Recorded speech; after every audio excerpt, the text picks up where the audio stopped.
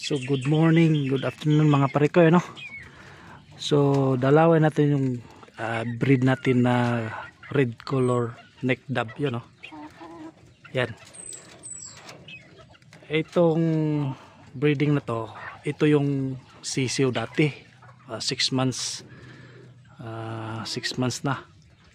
Ngayon nag-breed uli yung sisiw na to. Tapos may dalawang sisiw.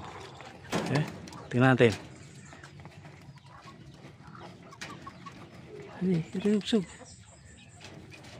See? Dalawang sisiw. Successful ang breeding, ano? Dalawang sisiw na naman. So i-handfeed natin to after 1 week. Kung maglabas na yung balahibo niya, i-handfeed natin to. 6 months yung first time niya, pangalawa na pala ito niya pisa, yung una pisa. So hindi pa ata marunong mag limlim, hindi na pa kain, namatay, no? Tapos ito yung pangalawa after 6 months uli, 6 months na nakaraan. Yan, nakadalawang sisiw. So meron naman tayong alagaan na handfeed na red color neck dove. Yan.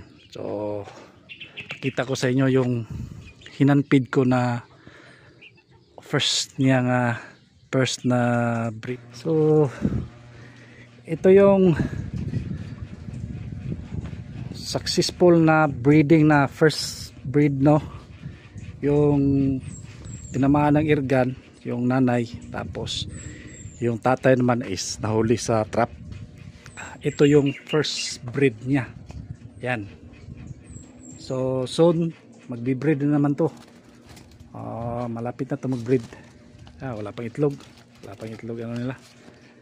Ito yung hinanfeed ko na dalawa. Yung tatay nito nakawala. Ayun ko. Nung nagpakain siguro nakawala. So dati dalawang inahin, dalawang tatay. Ngayon dalawang inahin, isang tatay na lang. So So yan. Meron naman tayo i-handfeed na red color neck dove. Ito yung sisiw na nakawala, tapos hinuli ko. Na-trap ko uli ng kids trap, tapos nahuli. Ito na yung slang. Malaki na. Yan. Malaki na yung dalawa. Yan. Soon magbi-breed naman yan. So meron na naman tayong alagaan. Okay.